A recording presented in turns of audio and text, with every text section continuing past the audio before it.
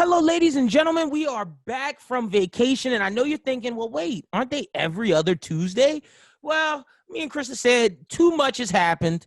Too many shows have dropped. We've had season finales. Like, we had to come back and drop an episode this week, and then we're going to drop one next week. So y'all going to get back-to-backs, which you might not get a lot of news next week. You might get more discussions, more fan questions. So if you have that, send it in. But this is episode 67. I'm your host, as always, Mr. Lyn Burton. Joining me, my anime talk brother, Mr. Chris SJE. How are you doing today, my friend? Man, I'm doing lovely, bro. Like I'm on a high right now. Like the past few weeks have been good as fuck. I've been binging anime. I feel like a weeb again, you know what I'm saying? Like I feel like I'm knee deep into like what I was when I first, like, you know what I'm saying? Remember whenever you first like started fucking with anime and like you first realized like, nigga, I don't just fuck with anime. Like, I'm not just a fan, but I'm like, I fuck with this shit. Like, I've been watching random shit. Like, I've been on everything the past couple weeks. Like, everything I do has low-key been surrounding anime, and I love it. I legit did my anime bender from, when did I get back from Denver? I got back from Denver on, like, Sunday. No, I got back on Saturday. Saturday was just chill day. So Sunday through today has just been binging all of the stuff that I've had to manga chapters, shit I gotta watch, shit I missed, but it feels good, recharge, refresh, ready to get this anime content out to the people. And a lot of shit has happened, a lot of shit that we need to speak on, so let's not even delay any further. A lot. Whew. Major shit too. So let's start off with to me, I did this in like order of like coolest news, and I do that every week, but this week specifically I went with like what I thought was the most important thing. And the most important thing to me is the second 2021 issue of Shueisha's Shonen Jump magazine revealed on Monday that Chainsaw Man manga is getting a TV anime with MAPPA Studios, arguably studio of the year. How do you feel about this? I think you was gonna have that as number one. Like, that's my number one for sure. No, that's I gotta be that number was skipping one. the line. You know what I'm saying? It's definitely nuts. That's gotta be number one. That's huge news. Like, I know I don't come on here and stand Chainsaw Man, but I'm a fan. Like, it's not like Demons. No, like, I'm a fan. I am a fan of Chainsaw Man. I'm just not caught up. And like, we could talk about where it goes in our next story, but the fact that we're about to get an anime from arguably the hottest studio this year, who I'll say had one miss. With God of High School, but other than that, they have two anime of the year candidates, and with Dorohedoro and Jujutsu Kaisen. So it's like, for them to get Chainsaw Man after seeing how they did JJK and Dorohedoro and Attack on Titan. Facts, Attack on Titan season 4. But I'm just saying, in terms of the aesthetic of Dorohedoro and Jujutsu Kaisen specifically, that just screams Chainsaw Man to me. Oh yeah, for sure. I'm not gonna lie, bro. I'm super hyped about this because I think it's undeniable right now. Like, fucking MAPPA, they gotta be studio of the year. They have. Last year it was arguable because I was saying Ufotable because they did a great job with Demon Slayer, but it was still arguable because we got, I don't know who did Mob Psycho. Was it? I was saying Bone. It was Bones. No, I think it was Bones. And Bones did My Hero last year too.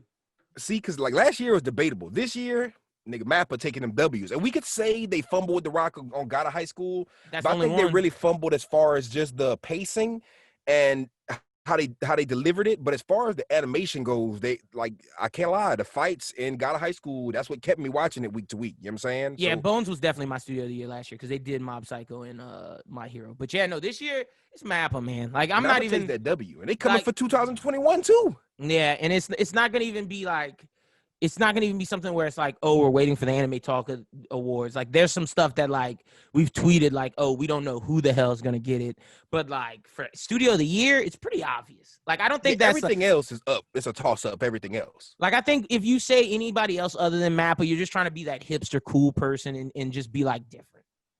I think Studio Period. I think they had a great 2020. I don't know what they did. Let me not shit on Period. I don't know what the fuck they did this year. Black Clover, I really don't know. I really don't know what they did. Oh man, but this Chainsaw Man shit's gonna be great. And speaking on that, we also got the news that it's not ending, which I know was big to a lot of Chainsaw Man's fans like yourself and myself. If the first part, the public safety arc, is now over, but the mangaka will be coming back for a second part in the Shonen Jump app, which is dope. This goes back to our Bleach conversation. Well, our hold on, let me not say Bleach. What the fuck is this shit called? with the new thing, Burn the Witch, with the Oh, Burn the seasons and Witch, for sure. the season releases. That's what this reminds me of. This shows me that Shonen Jump is going into a way of like, we're gonna give you about 7 months of straight gas, and then the mangaka is gonna leave for like 3 months, and then come back with 7 more, like maybe even more than 3 months. We don't know, but they're starting to do the season thing. Facts. And I'm not gonna lie, this one, and I gotta say this before I you know what I'm saying, before we wrap up, like with the anime talk. Like, did you see the lead visual they're running with? Like Oh yeah, the no, it looked poster? good. It looked good. Bro, like that shit, it looks so dark. It looks like dark as I expected it to be. You know what I'm saying? Yeah. Like, this shit really screams like JJK vibes, but I hope it gets like super dark and grimy. But I'm not gonna even lie, bro. I feel all kind of different ways about this. Like, okay, I will say one thing about the manga of Chainsaw Man. That bitch is a roller coaster of emotions. And this past couple weeks with these announcements, it's been a roller coaster of emotions. So I it's can sticking true to imagine. the source material. Cause like, bro, when they were like Chainsaw Man's ending, I'm not gonna spoil nothing because I know you're not caught up, but I'm sitting there like the same way we were feeling about Demon Slayer. I'm like, how are they gonna wrap this up? Like, it's gonna be impossible for them to wrap this up like this. There's too many, to me, like open-ended shit that needs to be tied together. It seemed like it was getting rushed through, but the way that it ended, like the way that the last chapter ended, right? It has me super, super, super curious, super confused.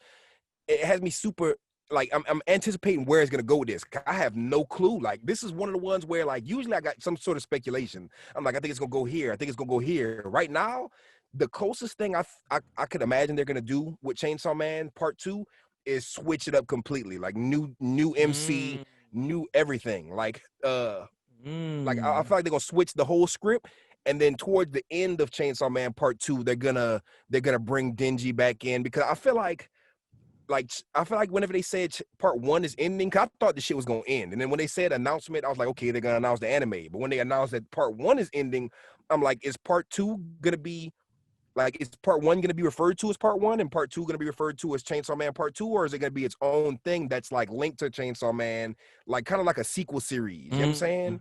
I don't want to say spinoff, but like a spinoff that's attached to Chainsaw Man. I feel like the storytelling is nuts. That's And I interesting feel like it's because some shit that Fujimoto would do. and you know what's going on, and me not knowing, I'm thinking like, oh, this is just a sequel. Like, not a sequel in the sense of a Boruto per se, but more so in like a sequel of like, all right, we may get a time skip and we're gonna get back to Denji. And the And thing is, it fucked me up so bad that could be what it is. Like, it could just be a time skip. It could be like they pick up right where they left off, because it can. Like, it seems like they're setting up to be a new series, but I just don't know how they're gonna start it and where they're gonna go with it. okay, Because like right now, I'm so hyped for it because I love Chainsaw Man so much, but it kind of wrapped up a lot of stuff. I just wonder what the next arc is going to be, because I didn't even know we were in the public safety arc until the last chapter. And I'm like, all right, that's the end of the public safety arc. I'm like, oh, so that's what we're calling this, the public safety arc? But like, I hope it picks up the pace and just keeps going with what Chainsaw Man does, and that's just taking me on that fucking roller coaster. Like, whenever I started hitting the 70s and the 80s and the 90s, as far as chapter,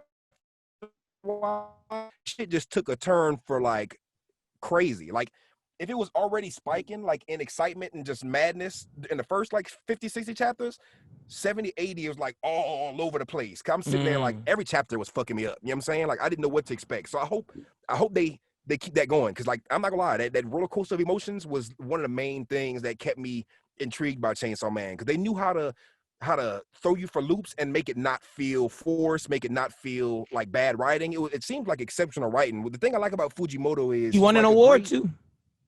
He deserves it, because he's to me, he's a great visual storyteller. And I don't want to spoil anything about the end, but like, there's shit that was foreshadowed, and a lot of manga, I see it a lot in Attack on Titan and other shows that have great storytelling.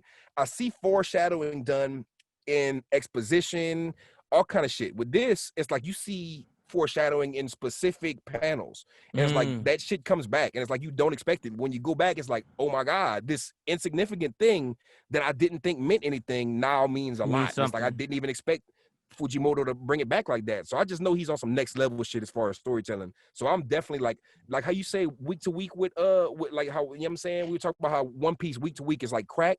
Yeah, it's crack. Bro, Chainsaw Man, I don't know what I'm gonna do without my weekly injection of Chainsaw Man. Like, every Sunday, I feel like I'm just like shooting up Chainsaw Man to my veins because I needed it. No matter how crazy it was, like, there was chapters of Chainsaw Man that legit made me mad. but I was hyped to read it, and I was excited for the next chapter. I'm like, I need it. I need another one now. That means it's time to get on that One Piece train or the My Hero train, one of the two. But next up, we got the season 2 trailer of Promised Neverland dropped. I'm very interested to how many episodes we get. I'm very interested to see where they stop. And this is not spoiling, but I think it's either going to be one or two things. First thing, which is if we get 26 episodes, we get the Goldie Pond arc, or we stop right before they go to Goldie Pond. Y'all don't know what that means, but if you're a manga reader, you understand. Or what I really think will happen, because they did 13 and they want to keep the thrillingness of it, we just get the forest arc in this arc, and it ends with them getting the biggest cliffhanger since like season 1. Like this, to me, if it ends with just the forest arc ending and what happens at the end of the forest arc, to me that's a bigger cliffhanger IMO than season 1, and that's where I want to see it go. That's where I want to see it happen. But what'd you think of the season 2 trailer? Are you excited to get back into the Promised Neverland? I'm hella excited, bro. Like when I saw that season 2 trailer, like you hit me with that out of the blue. Like this shit dropped like last week or something, and I didn't even notice this shit dropped. I didn't see no hype about it. I'm like, you would think motherfuckers would be blasting this shit, but when I saw it, it wasn't a lot, bro. But it was a small, like a little PV, like a little quick preview. But it was a lot in that little preview. Like you saw a little spider demon looking monster, and I was like, what the fuck is that? Chasing the homies, and I'm like, okay. So like no spoilers, you know what I'm saying? But because I can't spoil anything. I didn't read the manga, but being a Shonen Jump manga reader, you know what I'm saying? You know they drop the promos every once in a while, and you know shit makes the cover of Shonen Jump. So I see some blickies involved, you know what I'm saying? Like in the promotional. So I know we're getting to the point where it's this is the blicky part. Like, and I'm not gonna lie, it looks like these motherfuckers gonna need something because they're little kids. They're not about to be fighting these demons. So I want to see what's gonna happen with the demons, what's gonna happen with the whole, because they're not in those walls anymore. They're past the walls, and I'm very, very excited to see what's outside of those walls, because they're very, very, especially with season 1, they were very, very picky and choosy with what they showed you outside of those walls. Yep, and now it's time to see what's on the other side, because from what we know, it's just they're trying to find this human world, and to get on the outside is to find the human world. So maybe we'll find it. We don't know. We got to see. Got to wait and see. But shit's going to be real, and I'm excited. That's going to look, when JJK ends and Promised Neverland starts, that's the show we're reviewing. We got our winter slate with AOT and Promised Neverland. I think JJK gonna keep running into Promised Neverland. Like I think we gonna be like whenever January 26? Comes, it's gonna be a clusterfuck of greatness, because we're gonna have Promised Neverland, Dr. Stone, JJK, AOT. We're not reviewing DT, and we'll get to I'm just saying we're gonna have a lot of shit to peep. No, that's a fact. And I'm definitely gonna be on Dr. Stone, because bro, they say this about to be like this is the one. I heard this is the one. This is the one that makes you a Dr. Stone Season 1 was fan. good to me too. I'm lukewarm on it. I thought it was good. I didn't think it was great, but you finished the first season? Mm-hmm. I feel like they were foreshadowing, like not foreshadowing, but I feel like they were building up for the second season to be better. Like they're trying to act like this is a whole new series. Not saying it is, but they're trying to be like Stone, make it the Shippuden, like break it up, like give Dr. Stone season 1 its own thing, and then season 2 they're trying to make it to where it's like a big event kind of deal. Well, it's like it's Marineford almost, which is kind of the vibes I'm getting, and they're just promoting it that way. And speaking on that, might as well say it. Dr. Stone season 2 will premiere January 14th, so you guys be on the lookout for that. Stone fans, on the 14th, you will be able to watch season 2 of Dr. Stone. Next up, I gotta put this in here. This is huge. Star Wars. We're getting a Star Wars anime. Shit is crazy. Shit is nuts. It's gonna be called Star Wars. Star Wars fans eating.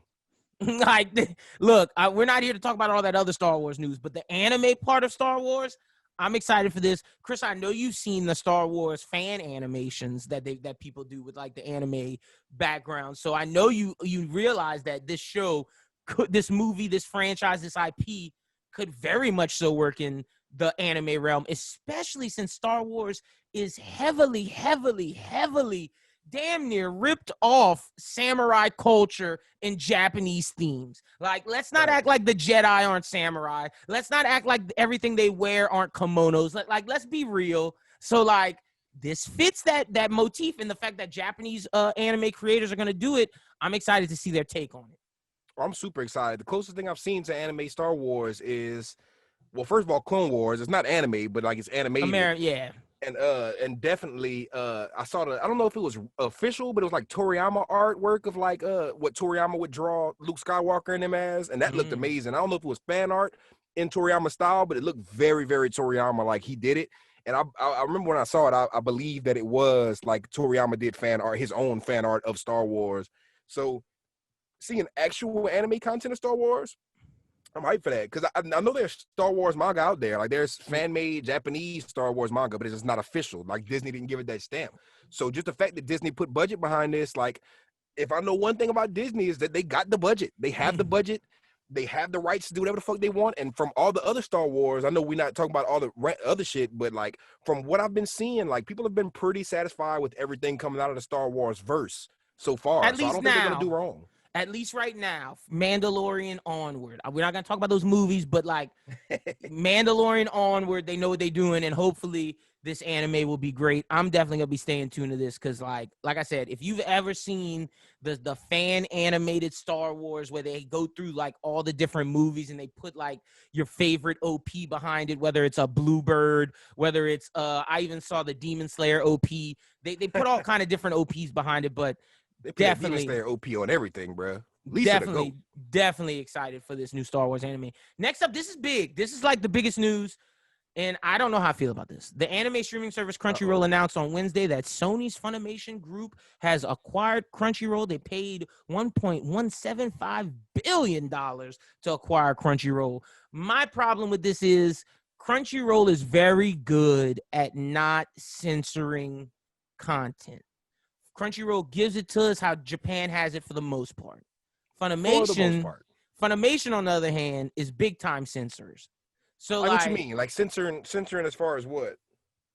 Like as far as the dub goes, or like censoring in terms of like content that we see, like in terms of like, for example, with Black Clover, there's a scene in it where they all go to like the bathhouse and everyone walks up and they're butt ass naked, and they like Funimation like blurred all that shit out, where Crunchyroll showed a little more. Like it's just like Funimation has been known to censor certain things, certain violent things, certain nudity things, and it's just like I don't know if I want my anime censored like that from Funimation. Well, I don't know, because I didn't know how. I don't know how nude they getting in Black Clover, but with Fire Force, they was letting it. they was letting it fly. Run. They was letting it fly, especially for like the shower scenes and all that. You know what I'm saying? And I know for some things, like I forget, I can't think of any. But I know I've been like for the past few weeks, I've been watching a lot. I've been back in my ecchi bag. You feel me?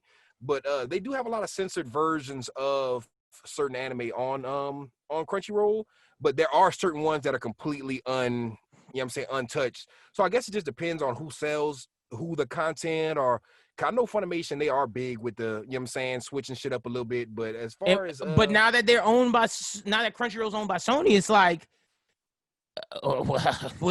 whose rules do we play under? You're not playing under Crunchyroll's rule. Like y'all are no longer with HBO Max or autonomous. Like y'all now have to play with how Funimation and Sony does things. That's what I believe so far. I'm interested to see how the Adult Swim partnership affects this. Like the Blade Runner anime, the Junji Ito anime. Like there's a lot of things that we need to see how this plays out. I'm assuming that the content that was made in the former partnership will get made and get put out, but like, does that mean we no longer get Adult Swim Crunchyroll Originals? How does this affect the Crunchyroll Originals? I'm assuming the dubs will be now on Funimation, which is good for dub fans, but it's just like this partnership, we got to wait and see. It's just a monopoly, and like when one person controls the market, they start to fuck it up.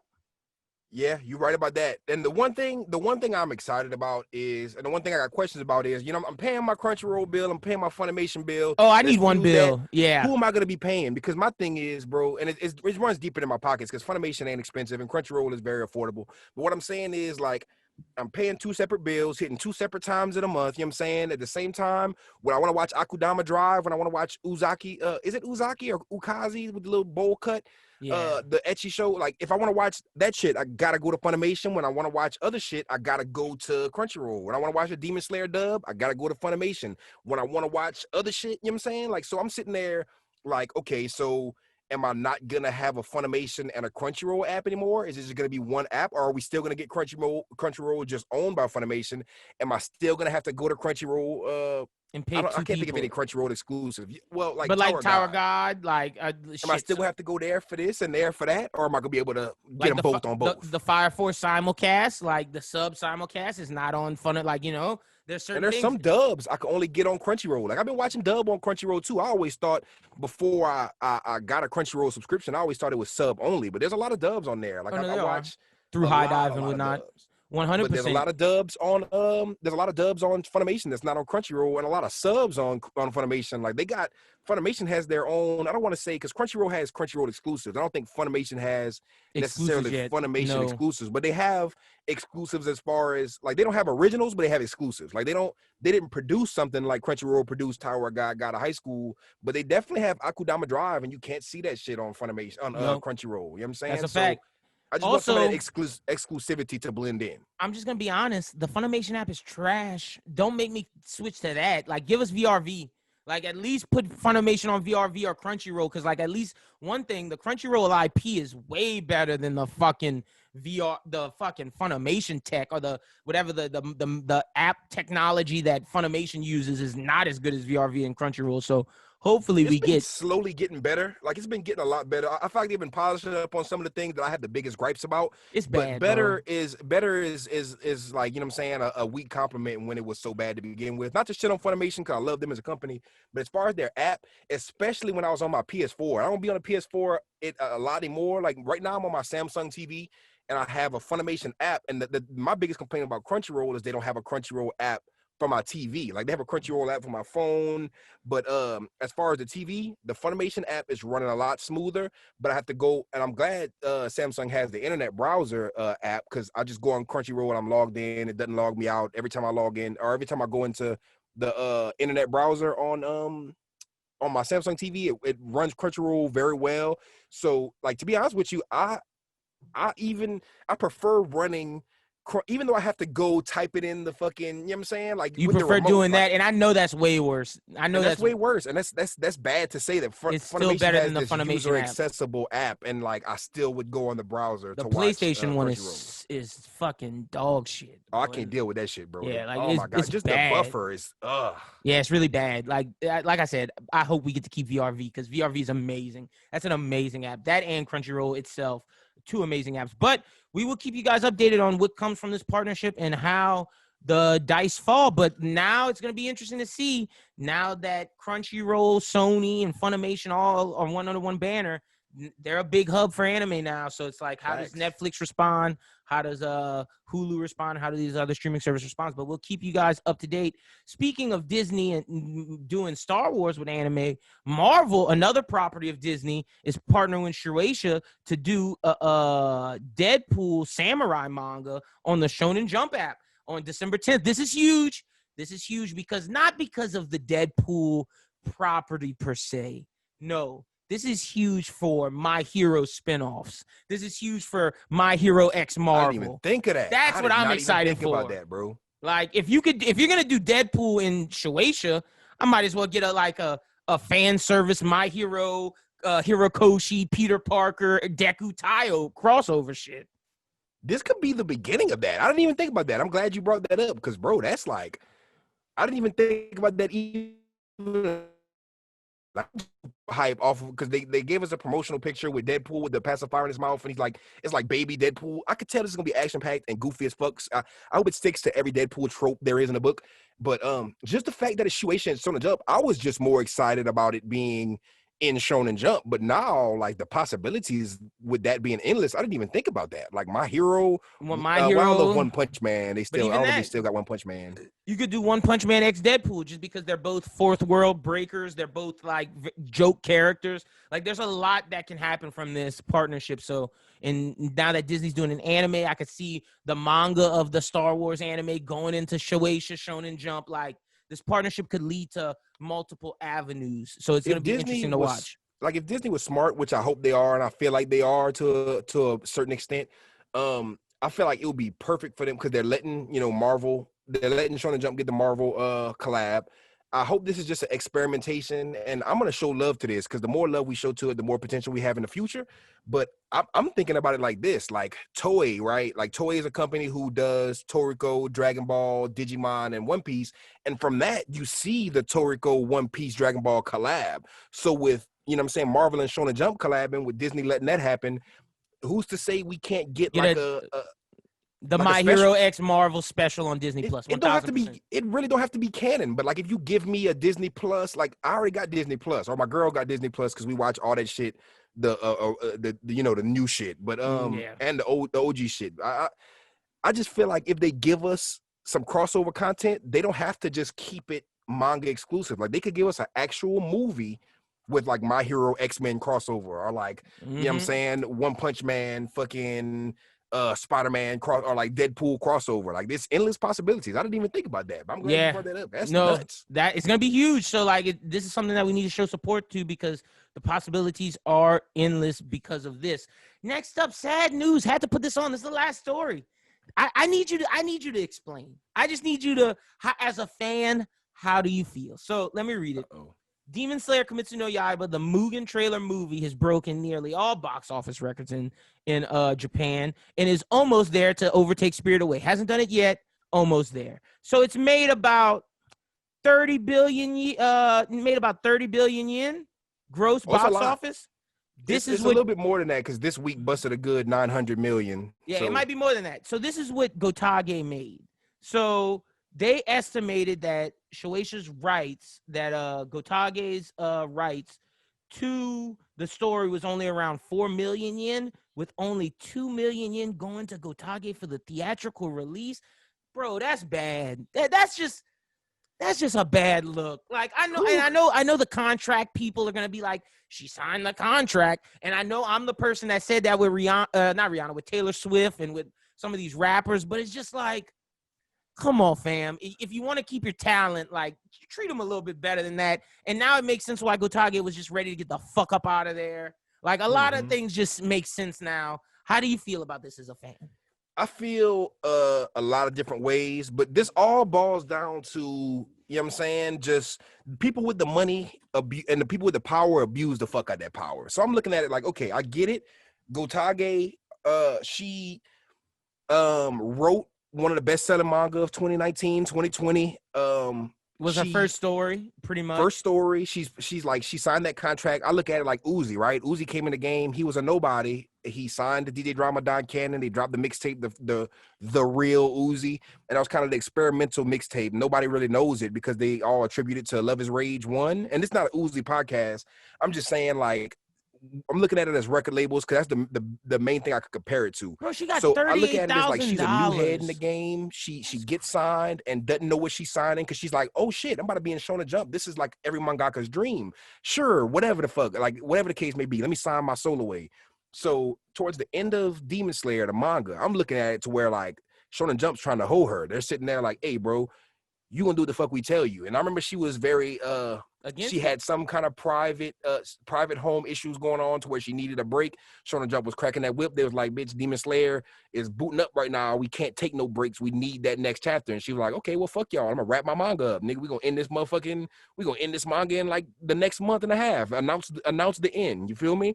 So I feel like that was her being on some fuck the label shit, fuck the system shit. And I feel like that came with some positives to where she could get out of that situation, but it definitely came with negatives.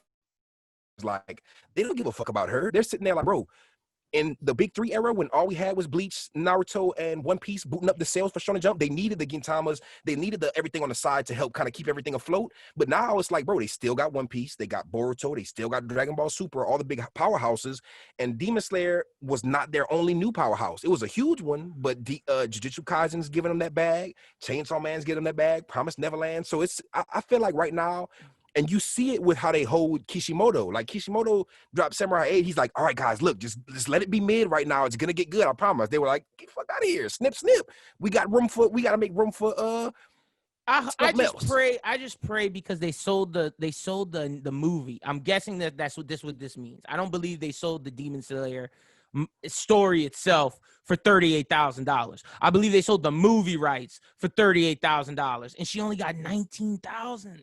And see, this is my thing too. Like, I understand she's not hurting for money. She's probably still getting royalties from every copy of Demon Slayer sold, and that is booting up right now. So she's not hurting for money. And she'll probably get them on the next movie, but that's just shitty, man. That is shitty. But at the same time, they got 20 mils, or I don't know how much it was in American dollars, but like when I put it into American dollars, it really makes it super disrespectful to me. The movie made, got oh no, look, I millions. got you. The movie made $287 million. She made 19,000. So you made 20 racks rounded up. Like, you got to round up to get 20 racks. No, if you want to round up, it rounds down to 19,000. It does not round up to 20. Really? Yeah, it's not 19.5. It's 19.2. So you don't even get 20 racks, right? Rappers get advances that are bigger than that for an album, and all rappers have to do is stand in front of a mic and rap. They don't even have to. They get their beats handed to them. Their beats are probably like 40,000. I don't know what the beat budget is for your average rapper. I know some rappers like TM88, the dude who produced EXO Tour Life. But you could do it without you could do it without the 40 rack beat. You could, but I just know some rappers, they're paying for that expensive Pierre Bourne single. They're paying for that DJ Mustard beat. But still, that's beside how much money goes into the point. Like, I'm just looking at how much money goes into an album. It's not as much as how much money goes into that promotion of manga and how much money goes into, you know what I'm saying, anime production. So I do understand to a certain extent that a lot of percentage of that movie money has to go to the animators, the promoters, the movie people. At least got $1 million, bro. But that's what I'm saying. Like, you couldn't have given her $1 million. She made the source material. Without her, you're not getting #2 best-selling anime movie of all time. You're not getting that. And they did it and like, from what it's sounding like, it's like as like Demon Slayer was bubbling, like right when the anime was about to come out, they sold the rights for the movie like super fast before her popularity like skyrocketed. I pray she knocks them over the head for the next movie. Charge them niggas like, 10 mil, 50 mil, whatever you want to charge, because you made it. They may not even do another one. They may be sitting there like, we're not paying her shit, because I feel like they don't have to. They're on some disrespectful shit to where they're like, we don't even need you. We don't even need a season 2 of Demon Slayer. Yes, it will give us that bag. Yes, we're going to do it because we're going to get that bag, but don't ever get it fucked up like we owe you something. Yeah. You know what I'm saying? I feel like Shonen Jump and Shueisha or whoever's I don't know, like Ufotable, I don't know who the movie producers are, but I feel like they looking at her like, hey, we booted you up. Well, you got to blame you got to blame Shueisha because they sold the rights for $38,000 and only gave her 19. But that's how they looking at her. They sitting there like, look, you was a nobody. We put you on. Sure, you got the best-selling manga of whatever. But like, without you, we're going to do that again with Jujutsu Kaisen. We're going to do that again with Chainsaw Man. Yeah. We don't necessarily need you. You're a peon and you getting sassy? Okay.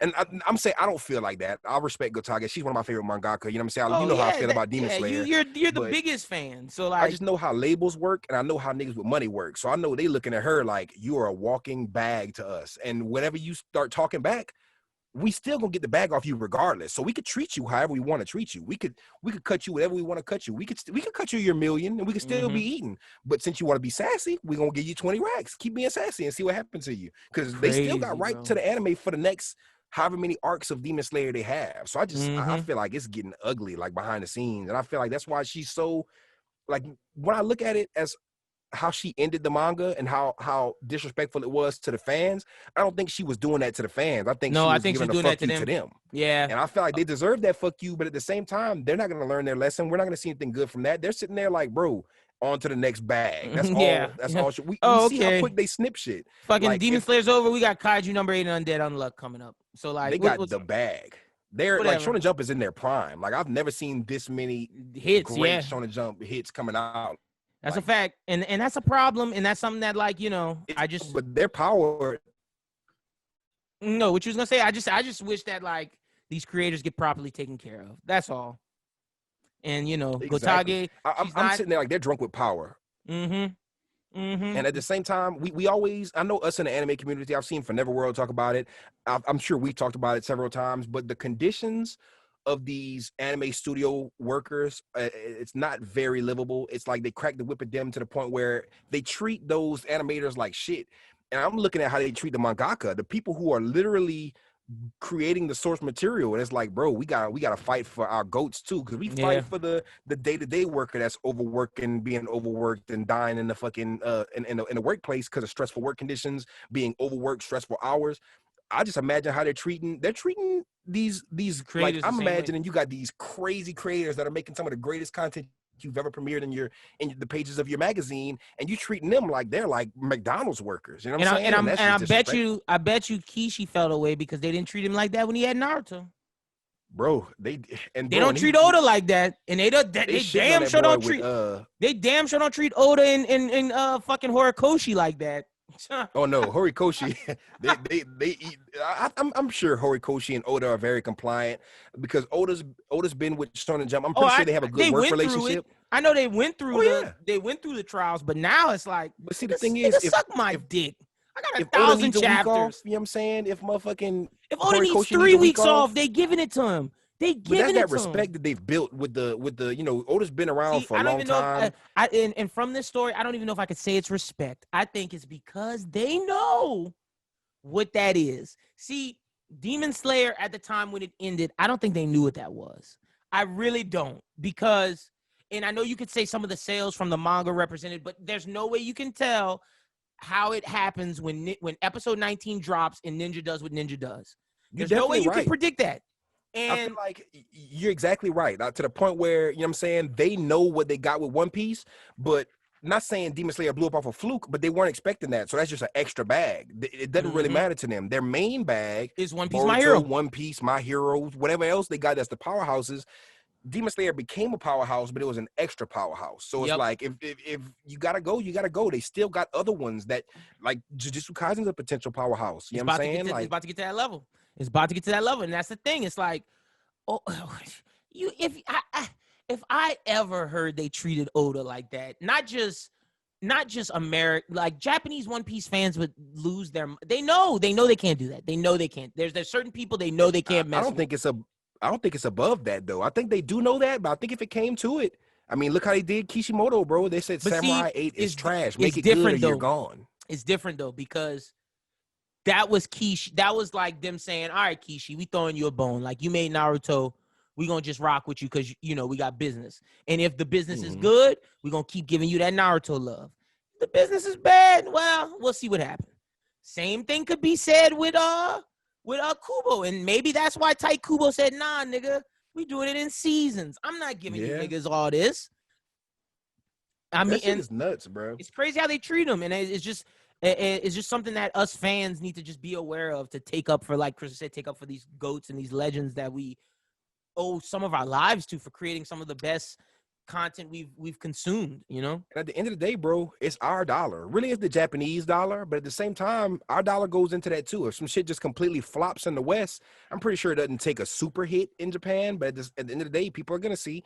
So like, we the fans are in control of shit. If we say, hey, the last 10 chapters of Samurai 8 was mid, Shonen Jump's gonna act Samurai 8. You know what I'm saying? So if we're looking at Shonen Jump, like, hey, man, we taking our money to Kodansha, nigga. They got us fucking eating zero. Isn't Kodansha doing Attack on Titan? We taking our money over there. Fire Force, it's like, we don't got to support y'all. And at the end of the day, we always will, because they got those heavy hitters like One Piece. But imagine you start doing Oda dirty. Imagine One Piece gets that, like, they hit that 1,000 chapter mark, and then now you're expendable, and they make Oda wrap it up and just ruin his series like Demon Slayer got ruined. Imagine they just fuck it up. Like, how are we gonna react to that? You know what I'm saying? As the fans. Oh, the fans wouldn't react to that at all. They would be pissed. But that's all we got really for news today. Just had to throw all that out there. But we got a lot of shows to review, and we might as well start off with the one that has the least amount of episodes, which is Fire Force. We only got one episode since we've been away, and it's the season finale episode. It's episode 24. No, I think we got two.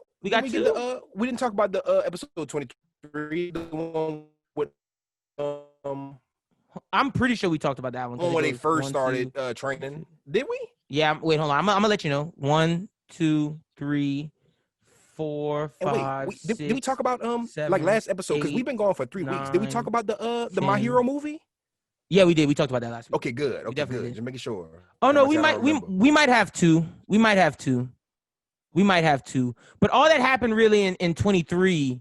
23 was kind of weak. All that happens was that they're trying to start the training in that fucking. Shinra wants to know why he was able to link with Konro, and Himbana remains suspicious of him. They find out about the doppelganger. We find out more about Konro's story, and it's basically them leading up to Tamaki, Arthur, and Shinra going train with Benimaru. That's pretty much that was iconic. That was iconic as fuck too. Like, I ain't gonna lie, the Konro shit.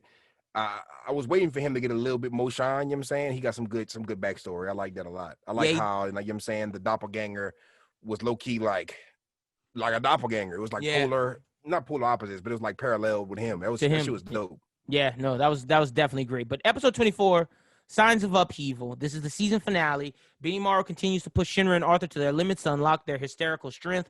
Captain Huang examines Conroe at Habano's request as he tries to uncover the mysteries of those who have been touched by Ayadola. Man, what a crazy episode. What a great way to end season 2. I think Fire Force ended on a high, and it makes me really excited for season 3. Seeing it, we've been saying it all season. Shinra, bro, your weak ass better get stronger. Your ass just keeps getting bust up, and now maybe he's a little stronger. Hopefully. Definitely. I feel like he tapped into some new shit with his training. I love how Benimaru made them do all kind of shit. And then he was like, yeah, fucking Koro made me do this shit back in the day. I really don't know if this shit even does anything. And they was like, what? So you got to do and shit? He's like, yeah, this ain't even really the training. This is pre-training. Yeah, and they was about to kill this nigga. They was literally trying to kill this man. Bust his, and then he bust their ass, and he was like, now that y'all got your ass whooped, now it's time to train. Get y'all ass up. I love seeing him show that gap. He's like, look, bro, y'all not there yet. Y'all can try to kill me and be serious about it, but it's not going to happen. Not there at all. And funny thing, we saw how Shinra got to the hysterical strength. I wish we would have got to see Arthur's vision, because I know that because they said he was doing it too, but we didn't get to see it from his perspective. So I would love to know what that dummy was thinking. They didn't give that man no shine at all. Like the whole time I'm seeing Tamaki like, oh my God, he's so calm and you don't really see a lot going on, but the heat is rising and yada yada. They're just paying super attention to Shinra. I thought Arthur was in the background. But in the background, you see the same thing happening with him, and it's like, well, man, I want to know what that dummy was thinking, because if Shinra's reflecting to his mom, it might be on some castle somewhere. Like, who knows? Yeah, you never know. And I love Arthur's. His personality was good. I liked at the end of this episode how, you know what I'm saying, that it wraps up. I love how the ending, and you know what I'm saying, they made it a real season finale ending. Mm-hmm. But whenever he gets back with Obi and you know what I'm saying, the captain and the lieutenant, and they're talking to him, they're like applauding them, like, hey, y'all did good. Y'all did good with the training. And fucking Tamaki and Shinra are like, oh, thanks, Captain. And Arthur's the only one that didn't say shit. He just smiling like, nigga, I know it was gonna happen. Like, you know, I'm the GOAT. Like, I'm Knight Arthur. He's like, I don't even gotta thank you. Like, what did you expect? You know what I'm saying? Exactly. I just love that shit. Arthur's just cocky and stupid. I just love that about him. He's a fun rival character. Yep. And now we get that the special forces are joining together. We lose the captain of the 4th. He dies at the hand of the White Clad, and the White Clad is getting ready to make their move on the Empire. So the next season, it looks like it's going to be a full cast of people getting ready to fight the White Clad. It's going to be interesting to see how this progresses. Something's up with Burns, man. I don't like Burns. I'm not Burns. It goes from my favorite character to like, that last little speech he gave got me questioning what's up with him. And then the fact that him and Shinra were about to face off in the opener, and we didn't see that this season. What's up with Burns? Burns got some shaky shit with him.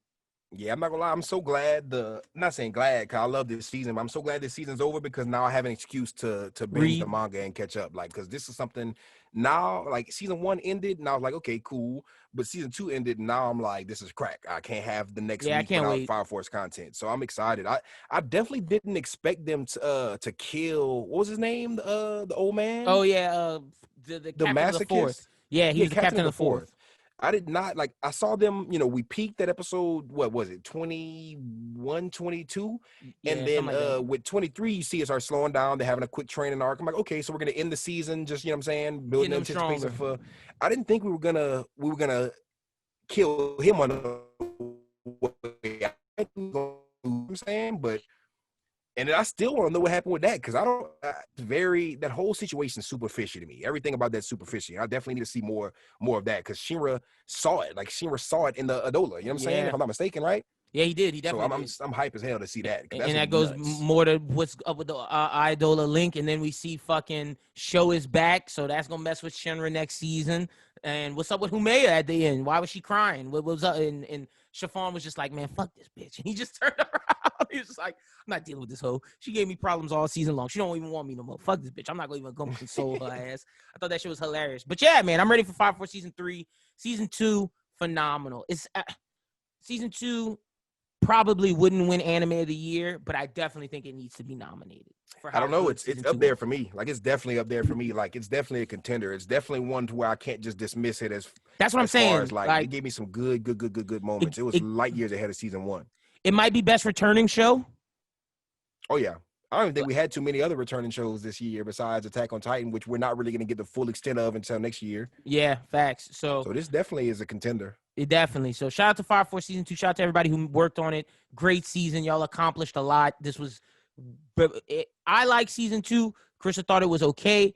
I mean, Chrissa, I like season 1. Chrissa thought season 1 was okay. Season 2, we're both on the same page. It was phenomenal. Let's jump to JJK. We got 3 episodes. Episode 9, Small Fry, Reverse and Retribution. Yoshino Junpei skips school to go to a movie theater, but then he witnesses the classmates who bullied him getting their faces transfigured and dying. He chases after the culprit and calls out to them. Later, Itadori, an ex-salaryman, first grade sorcerer, my guy, Nanami, stormed into the scene of the crime within the theater and encounter 2 cursed spirits. This is where we meet one of Gotouge's lieutenants, Nanami, my guy with the glasses. We get to see a fight with him and his power with his dull blade and cutting the 7-3 lengths and always hitting the critical spot. And then we got to see Yuji's new powers fighting a cursed spirit. He punched through, but then the idea of them still being humans, the philosophies behind of Mahito talking to Junpei about what the world is, what a soul is. I know we get more on that to the next episode, but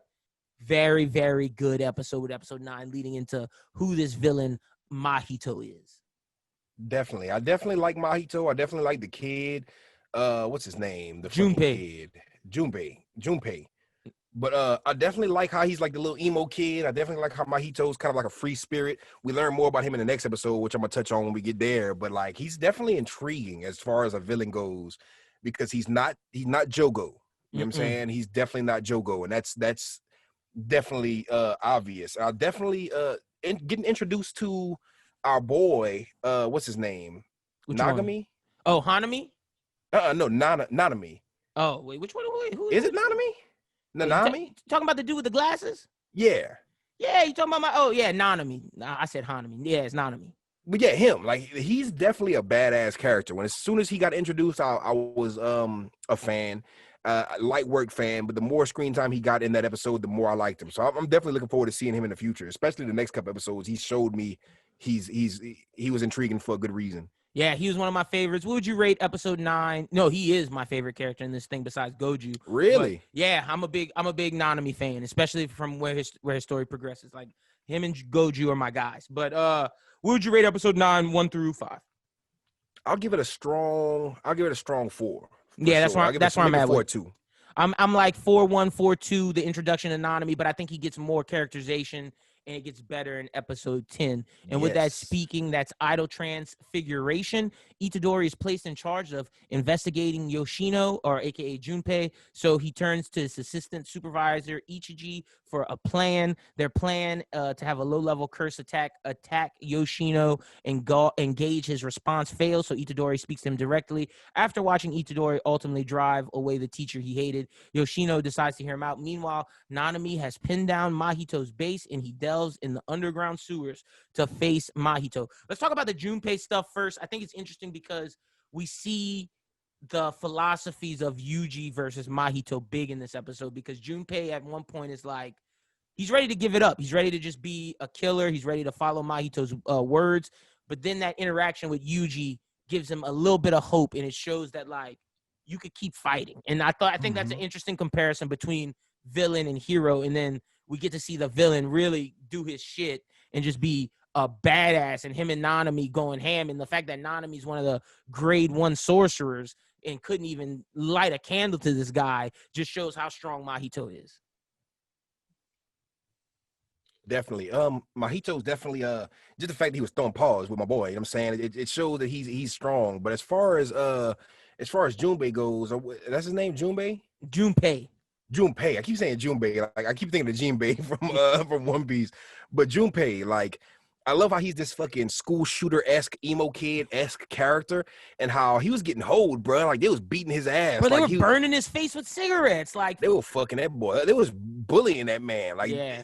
This is literally how to create a school shooter, by bullying him this bad. You know what I'm saying? And the fact the teacher never realized. You can tell he's about to be a villain. Yeah, that's a fact. And the fact that his homies got, well, not his homies, his bullies got murked in the theater, and he reacted to it the way he did, as calmly as he did. He reacts to meeting this curse. super calmly. He's just super calm. It's Yeah, like he didn't give a fuck about life. He's so he didn't care. apathetic. The fact that he was willing to just listen to Mahito after this guy's just changing humans into ghouls. It's like, bro, I'm not following this. Nigga, what? But then again, if he doesn't Man, follow him, hey, does he die? that's his bullies too. He watched his bullies get fucked up, and this man had something to do with fucking his bullies up. So he's sitting there like, I never got to be able to fuck my bullies up. So if you don't give me that power to just be OP as fuck, then nobody can ever bully me again. I could imagine he's gonna go down that villain road with the villain. You feel me? Yep. That power corrupts. Yeah, no, 100%. What'd you think of the fight between Mahito and Nanami? It definitely booted up a little bit more in the next episode, even though it didn't. But this episode, I really did like it. I liked it a lot. It was just kind of the highlights for me was seeing all the humans, you know what I'm saying, get turned into these creatures and shit like that, and seeing how Nanami reacted to it. He was like, okay, so we didn't understand how deep this shit got until he started seeing how fucked up it was and seeing how it really it shows you why he didn't bring Yuji with him. He was like, okay, I got to peep scene first. And now that he peeped scene, now he can go back and be like, okay, so you definitely wasn't ready for this shit. I love Nanami's philosophies of like, I just being an ex-salary man, like, fuck that shit. That shit wasn't worth it. Like, I'm just doing this because it's my job. I'm actually trying to make a difference. And I love the idea how he's like, Yuji, you're still a kid. Like, I'm an adult. It's my job to shade you from this stuff as long as I can. Like, granted, you are strong, but there's a lot of things that there's a lot of evils in this world that you might not be mentally ready for, that I don't think that, like, as much as Goju thinks that you and Fushiguro are strong, like, y'all are still kids. And I recognize y'all as kids. And Gojo don't care. Gojo's trying to boot them niggas up as fast as possible so they could help him with his mission. You feel me? Yeah. But Nanami is kind of more on some shit like, look, you can learn, you can get stronger, but you're gonna stay in a kid's place right now. And it's kind of a love-hate thing with that. Like, because me personally, I wouldn't like that. I want to be like, man, let me be an adult. But I like the fact that he's sparing Yuji from seeing this crazy shit that would traumatize him and change his direction of where he goes. Because you could turn up like a Junpei kind of character where you see some fucked up shit and you become fucked up. And Nanami's trying to spare him that and maintain his innocence to a certain extent. Yep, and I think it's a perfect partner for Goju. Like, Goju is very eccentric. He's very about what his mission is, and it's like getting to his mission at all costs. And Nanami kind of brings him down to even keel almost. Like they balance each other out very well. Great balance. I really do. Like, my bad to cut you off, but like, I hate to go back to the Naruto comparisons with the Kakashi shit, but everybody was saying, you know, initially that Gojo was Kakashi. But now I'm looking at it like they're making Gojo the Might Guy. And they're making Nanami the Kakashi, because Might Guy's more the goofy, Kakashi's more the laid back, and he's got that the swag of Kakashi. But as far as just the more laid back, reserved one, it's Nanami, and the more out there kind of outlandish one is Gojo. And I like seeing that. 100%. Let's get to episode 11 where the fight ends between Mahito and Nanami. Mahito corners Nanami, but he releases the limiter on his curse energy, destroying the wall of the underground channel with the ratio technique collapse, causing the rubble to rain down upon them. Meanwhile, Itadori makes contact with Yoshino, and they hit it off after talking about movies. He meets Yoshino's mother, but then it's revealed that Yoshino's mother dies, and Junpei goes crazy and like starts wearing all black, goes in and is like, nah, bro, Mahito, give me the power, and I'm going to kill everybody up in the school. And Mahito's plan was for this to happen, and he unleashes a veil upon the school to just watch these kids kill each other and to try to get Sukuna out of Yuji. And this is all part of, because I want y'all to make sure that y'all recognize dude in the black is the leader. Like, Mahito's like his lieutenant, but Gato, the guy that just keeps walking around roaming, that's the shadowy figure behind Mahito. So he's there as well. But that's pretty much all that happens in episode 11. Yeah, I'm not gonna lie. Episode 11 took me by storm. You know what I'm saying? Like, I might like this one more than the last episode, even though the last episode was kind of more action-packed. This one starts off super action-packed, but it comes to a screeching halt. And like with the fight, at least with Nanami, and but I love how it ended, how the rubble gets crumbled on top of Mahito, and then homeboy, what's the black dude, the black haired dude's name? Which one? You talking about Gato? Yeah, like Mahito's superior. Oh yeah, Gato. Basically. Yeah, that's him. When he pulls up, I'm liking to see the whole dynamic of what they got going on, because you see him before, but now it's putting a little bit more context to who he is, why, you know what I'm saying? And another interesting thing that hit me with this chapter is that Mahito's like a baby at this point. He's a child. He's Mm-hmm. not. He's not a grown individual. He's not a grown curse. He's new to this world. He's learning as he's moving. Like his fights with Nanami, this might be one of his first big fights. You know what I'm saying, in Yeah, life. it So is. seeing him kind of learn and kind of get excited, it's kind of crazy seeing that excitement. Like, it reminds me of something else I've seen in anime before, where you get this grown baby kind of character. But I definitely. And that's why Nanami was like, we got to exercise this dude, because if he gets to his full potential, it's going to be bad. Literally, because he's already whooping ass and he's fresh to this world. So like I Mm-hmm. love seeing that. I love how Nanami fished for information and dipped. I like how he kept saying, y'all gonna maybe going to overtime, you're gonna maybe going to overtime. And it seemed like in the episode 10 that he was not saying he was weak, but he was letting himself get whooped. And then you get to episode 11 and he just boots up and Mahito's like, bro, you're holding back. And he's like, can't let you know what I'm saying? Yeah, You think I'm just gonna come? Because he was literally telling him his strategy and everything. He's like, oh, this nigga's just telling me his strategy. This dude's an idiot. And Nanami's like, you think I'm really just gonna tell you my strategy and not be stronger than you? Like I'm holding back. Like I'm not showing you everything. I'm showing you just as much as you need to know for you to get out of pocket so I can see what you're working with, but you're not gonna know what I'm working with. Now I love that about Nanami. He's more of like the technical, tactical fighter. cerebral mind. Yeah, 100%. And just, man, poor Junpei. Feel bad for him. He was willing to let go of Mahito's like teachings after a night with Yuji, and then all of a sudden, the curse comes out, probably from fucking Mahito, and fucking straight up murks his family, murks his mom. The only person I liked his mom, bro. The only person keeping him human, really. Like, his mom was the reason why he said he wouldn't go down that path, and then they kill his mom, and then boom, all black nigga, he ready to go and bust up the school. And I definitely love the whole interaction between Yuji and Junpei. I really love whenever they first sat down, they started vibing, they started talking movies, and they really started getting in depth with these movies. His mom strolls up smoking Joes, and he's like, I told you stop smoking Joes. He's like this little emo kid who's like trying to boss his mom around. His mom's like, I'll try, honey. I know you're a little psycho. I know you're like a little weird motherfucker. I'm trying to make you happy and shit. And they go, like, his mom invites Yuji over, and they go back to the crib, and Yuji's just entertaining his mom. Like, I love the fact that Yuji did like a Castaway impression. I'm like, bro, I love the fact that they keep going with these American references. It just shows how, like, I'm shocked when I hear, shit like Titanic, like Demon Slayer passes up Titanic in the highest selling movies in Japan. I'm sitting there like, Titanic was a high selling movie in Japan. So I like the fact that in Japan, they really eat up American culture out there like that. And they really show you a window into that with this, because Yuji's just a regular teenage kid in Japan. He loves Jennifer Lawrence. He loves Castaway with Tom Hanks. He's getting all the gems we get. So I like seeing that. Because this is a Japanese manga, Japanese anime. It's not American made. They also have a Haikyuu like cutout in the. They also do like a shout out to Haikyuu after they've been doing a lot of references to Shonen Jump, and I think that's very, very dope as well. Just the references to anime culture and then just to Western pop culture. They do a good job, man. Shout out to Gage. Gage Sensei does an amazing job with Jujutsu Kaisen. Okay, what would you rank episode 10 and 11? Because we didn't do 10. I'm giving 10 solid 4.5. And I'm giving 11, 4.6, 4.7. Yeah, exactly. I'm thinking the same. I'm thinking 4.5 for 10 and 4.6, 4.7 for 11. Because 11 deserved it with that exposition, especially at the end when you see Junpei just going crazy. Bro, like that nigga, he just broke down. He just looked different. He was like, yeah, I'm full emo. It reminded me of whenever Tobey Maguire but then when you went see why full his emo Spider-Man. when you see why his hair's down because of the cigarette burns, it's just like, fuck. And that was disgusting. Seeing that, I was like, ooh, that makes me uncomfortable a little bit. And I was made like, me uncomfortable too. Yeah, and I like that. I like that about it. No, 100%. All right, let's get to the bombshell. If you are not caught up with Attack on Titan season 4, leave the show now. Leave the show now. I'm letting y'all know, because if you're still on season 3, 2, 1, we're about to talk about 4, 5, 4, 3, 2, 1. Episode 60, The Other Side of the Sea, as Marley battles the Middle East Alliance to the end of the 4-year war. A group of warrior candidates on the front lines compete to be the successor of the Armored Titan. How do you feel after season 3's cliffhanger of now, instead of going, because the season ends, I believe, season 3 with them looking at the sea, and it's like, all right, we're going to the other side. Yep.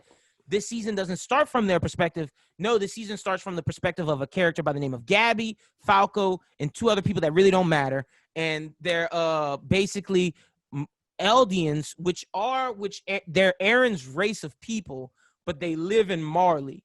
And I don't know if they explain it in this one or the next one, but basically Eldians are looked as like slaves or like just bad people, and the Marlians are the people who destroyed, who stopped the Paradise War, whatever, the Great Titan War, and now they keep these Marleyans under like strict rule, and they use them as like war bait, and they're using them to like really progress their government and whatnot. Very interesting how Attack on Titan went from this idea of a survival story to now it's this big commentary on the world.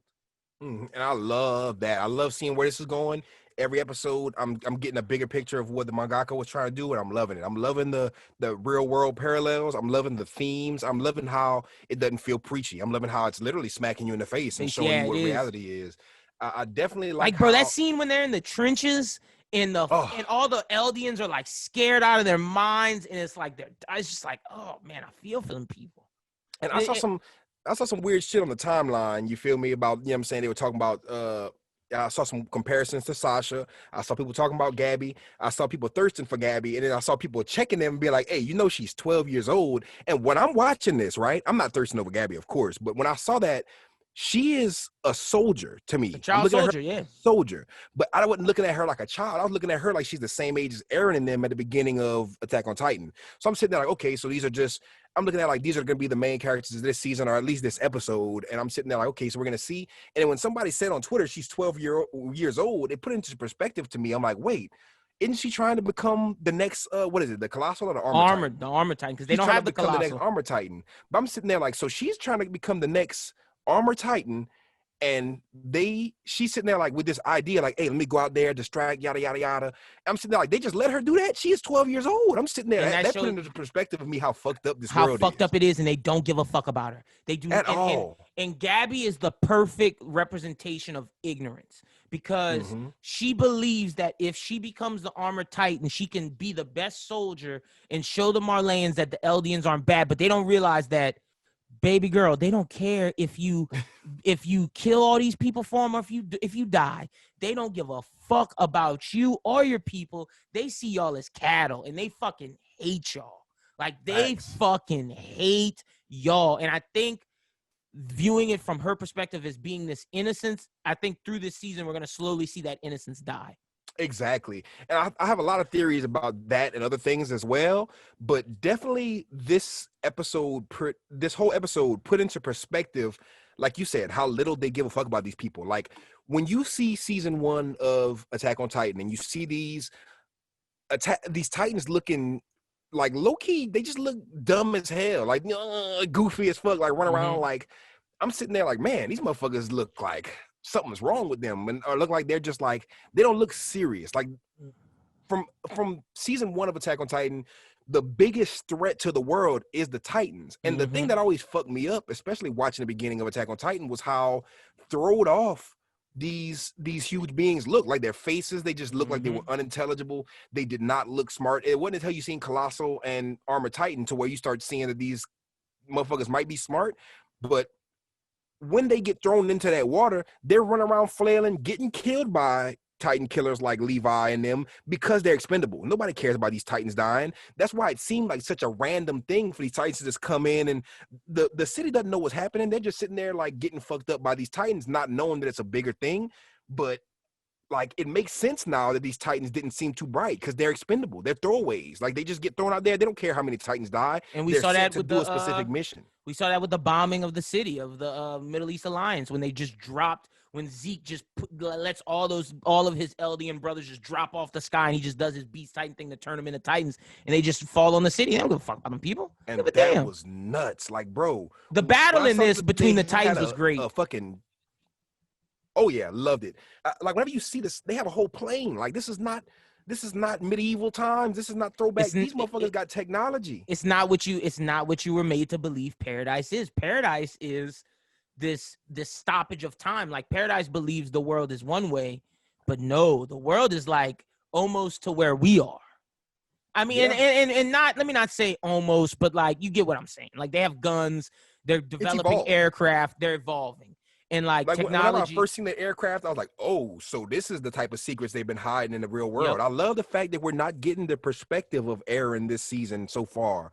And I got theories about where that's gonna go. But as far as right now, I'm just enjoying the other perspective. When I first started watching this, I know me and a lot of other Attack on Titan. I'm cool with a few Attack on Titan anime onlys, and we're watching the first episode, and I'm checking with them to make sure I'm not tripping. But I'm like, did I miss something? Like, do I have to go back on season 3 and catch up? But no, they wanted you to see this as a completely not different story, but a different perspective, different side, and they want to dive deep into that perspective. Like 100%, because I think it's important nuts. because you got to think like, okay, Aaron's mission is to save the Eldians of paradise, but like, what are you gonna do when you find out that, oh, because of y'all, the whole other race of your people are treated like slaves everywhere else?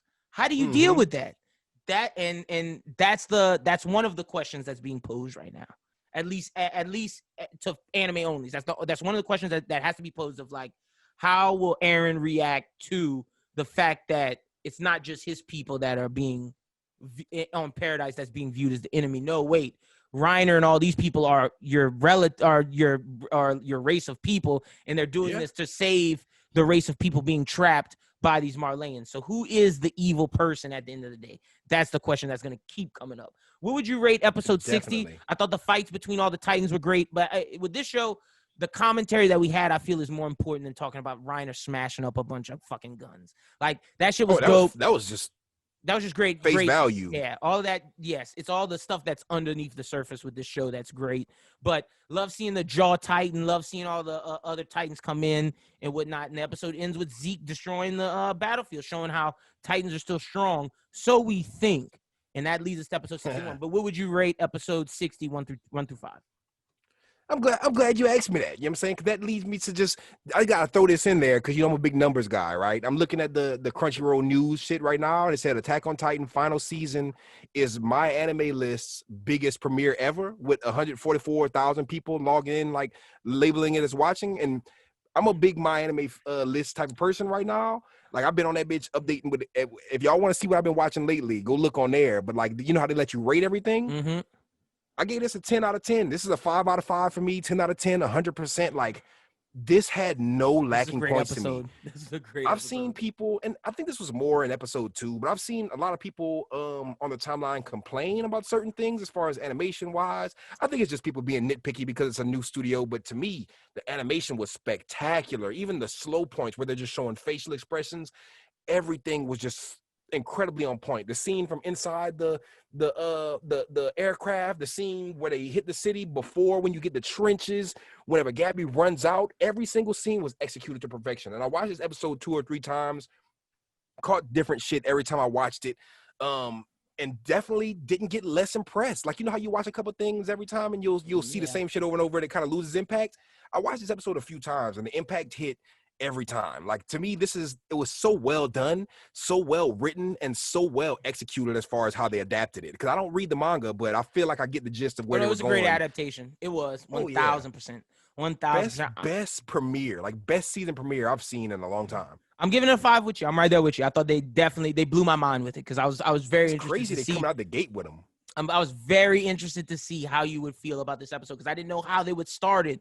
But I'm glad they went with because when I was reading it, I was like, wait, did I miss a chat? Like you said, did I miss something? But it all flows in when you get to where we're going.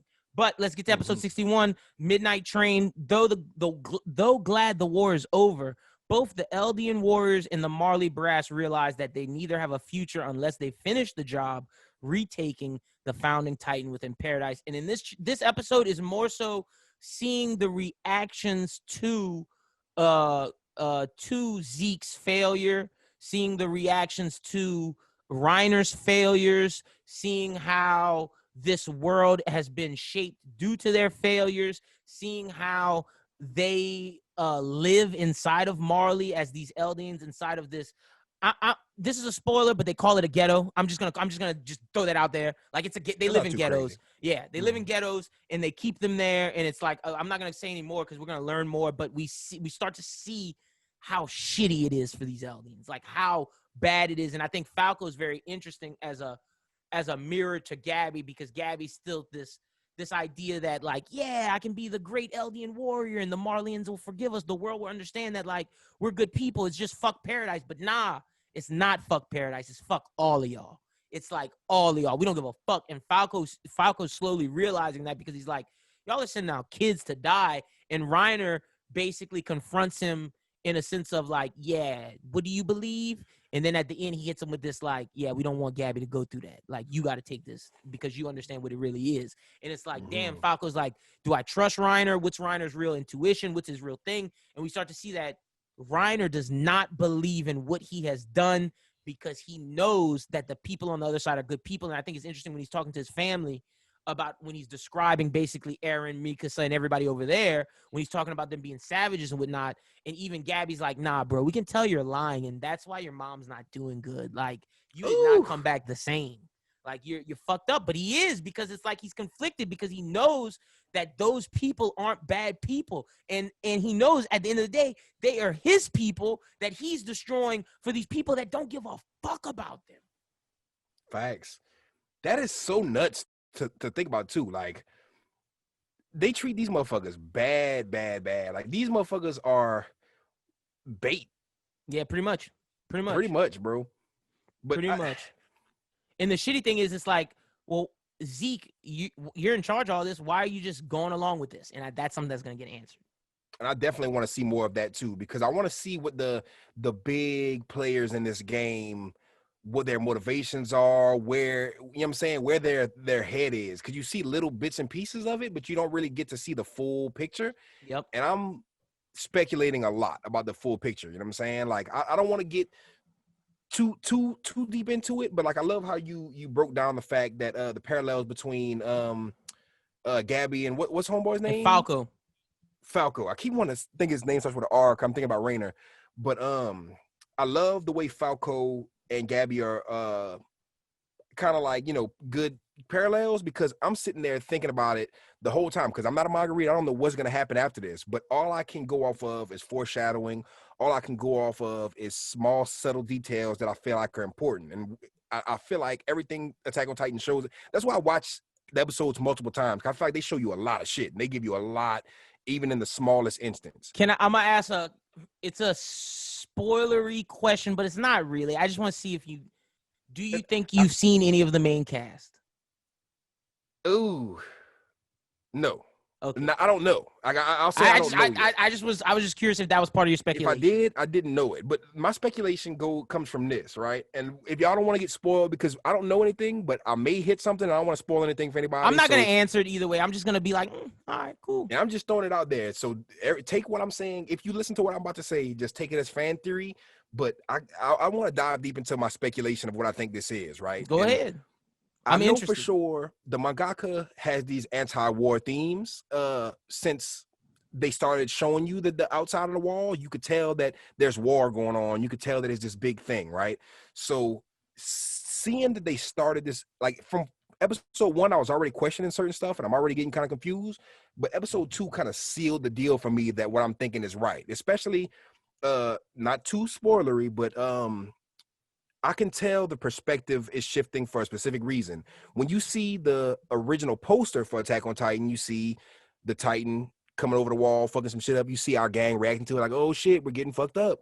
Now you see Eren over the wall in his Titan mode, and you see these other motherfuckers about to get terrorized. I'm looking at that to where I'm thinking the mangaka's whole theme is there is no good guys or bad guys in war. All these motherfuckers are bad. All these motherfuckers are good. The only people who look at the other side, like each side is looking at each side as bad, but they're both doing wrong. Like whenever I watched the whole dinner scene where Reiner and Gabby are sitting with their family, right? They're asking questions to Reiner. They're asking him all kind of shit. And he's sitting there like just talking greasy about our gang. He's sitting there like, man, and this is my thing. I love this. Is my favorite part of the episode as far as exposition wise. They gave Sasha her props. Her legacy preceded her. You know what I'm saying? Like her legacy is eating that fucking potato and offering it. Like, I'll give you half. And gave this nigga the smallest piece of the potato. The way Reiner talked about that was so disrespectful. He was sitting there like, this bitch disgusts me. You should have seen it. And the way he spent so much time talking about how she ate that potato, gave him a piece of the potato, and then she was so aloof to the whole situation. When I'm looking at it as something very innocent, very stupid. It makes me love Sasha as a character. But Reiner hates the people he infiltrated. He hates them deeply to the core. Gabby knows nothing about them. The fact She that, hates them to the core. the crazy thing is he hates them, but he loves them. That's But the I thing think with there's a him. fine line between love and hate. You know what I'm saying? For And sure. he walks that line. But like, I love how you said how Gabby's innocent, because she's definitely not innocent, ignorant, Ignorant, because yeah. she doesn't know, but she hates them. She has no reason to, aside from what she's been taught. The family, they're like closing the blind. They hate everything about that, the outsiders too. They hate the Eldians. Because they So feel I'm they put looking him in this position. exactly. I'm looking at this shit like, okay, so our gang is looking at these motherfuckers as evil, as the enemy. These people are looking at our gang as evil, as the enemy. Neither one of the sides, and I'm looking at our side like we're just. You know what I'm saying? Like the Aaron side is just, they're in the right. But I think they're hiding in the shadows right now. We're not seeing it from the perspective of our gang. They don't want to show what their plan is, but I think they're about to pull up and just cause destruction. So I feel like they're making us care about these new characters, making us get like Gabby. She's a little shit. You know what I'm saying? I feel like I don't like her as much as some people may like her. I don't But like I her. definitely like Falco. I like Falco a lot, and I feel like he's one of the more pure, innocent ones. He's questioning things. So I feel like, and this is all speculation, I don't read the manga, but I feel like he's gonna get the shit end of the stick when that village, which I'm assuming is inevitably gonna get invaded by Aaron, by our gang. I feel like our gang's gonna fuck up their whole shit. And I feel like we're gonna see people who we think, we're gonna see people on both sides do some evil shit, and we're gonna see people on both sides look innocent. We just saw 3 seasons of our side look pretty innocent. Our side look like they're acting in defense, and we're gonna see our side, in my opinion, we're gonna see them act in attack, and we're gonna see these new characters start acting in defense, and we're gonna start feeling sorry for them a little bit. I'm already feeling sorry for the situations they're living in. You know what I'm saying? Like, I'm feeling sorry for the Titans, because like before, you're sitting there like, man, kill all Titans. Now you're learning that these Titans are not just mindless beings. They're slaves. They're literally they're bait. You know what I'm saying? They're human beings as used as bait. You know what I'm saying? Yep. And it's fucked up to see how deep that runs and how we've been looking at this shit from a certain perspective.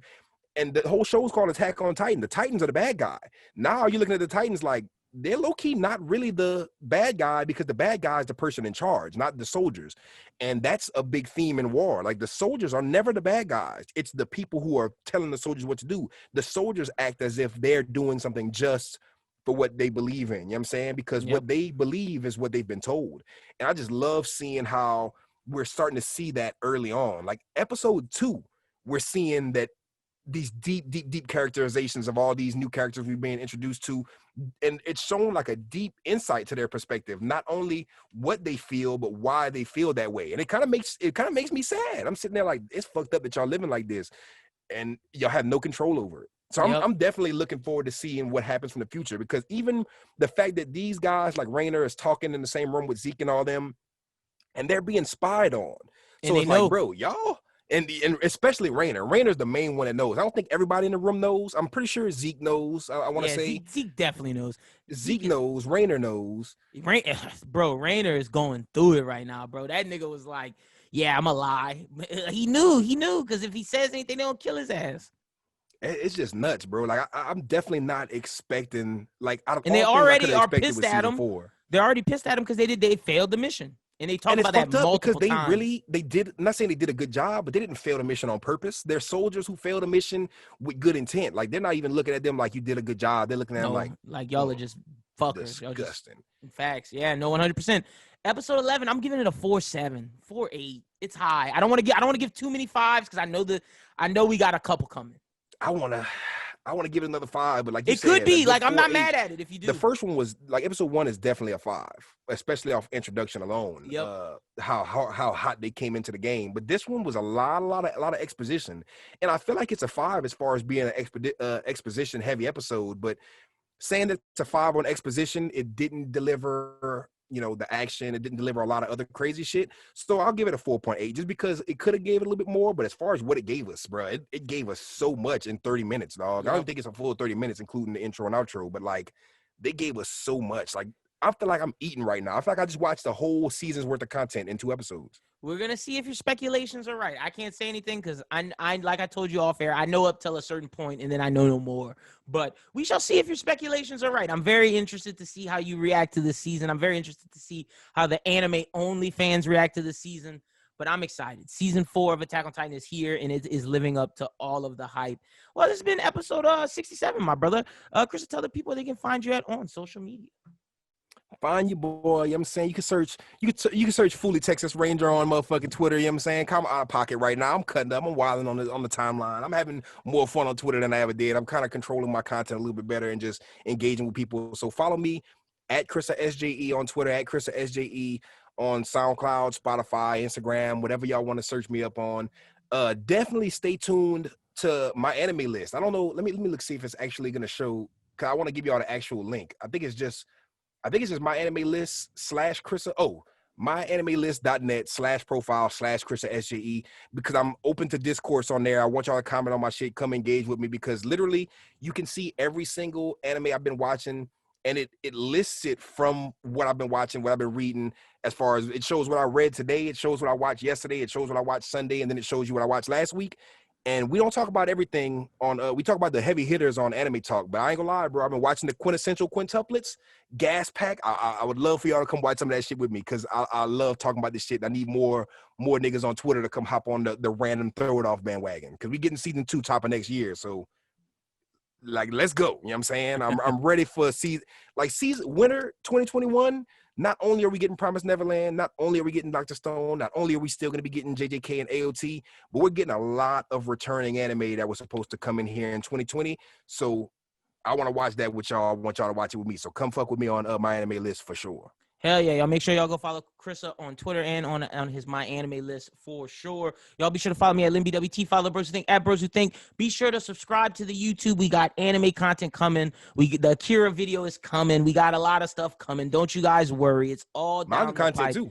Definitely manga content for sure. And y'all make sure y'all subscribe to this and be sure to check out all the other content on the network. But for Chris SJE, my name is Lyn. You guys have a good one. We will talk to you again very soon. Again, like I said, no break next week. We'll be back, but then it goes back to normal schedule. But until then, have a good one. Peace.